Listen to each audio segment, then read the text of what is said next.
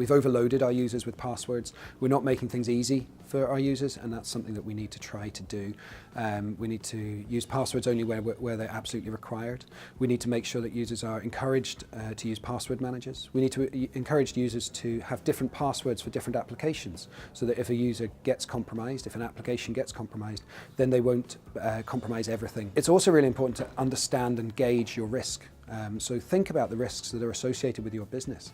How would you get everything back if the worst were to happen, if you were to have a malware attack? How would you make sure that you know what you're doing in the case of a disaster recovery incident being called? And I think that's a really important way and a really useful way to proceed. Sit down, have a tabletop discussion where you simulate a disaster. It's much easier to think about these things when you're sitting around a table on a Tuesday morning with croissants and coffee than it is when things actually go wrong at 3 o'clock on a Sunday morning. So think about these things, have a playbook, have a list of things that you will do in the case of problems. The final thing is to educate your users, is to make life easy for them. So you've got to make sure that a user understands what a phishing email looks like, what a malware attack looks like. Help them to understand how to deal with a phishing or a invoice redirection fraud.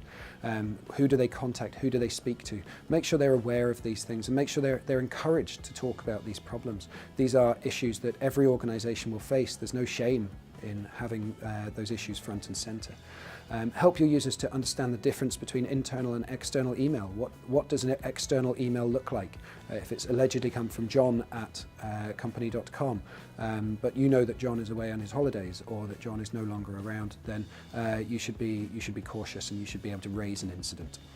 So I think user education and awareness is a really key factor for ensuring a safe and secure organization.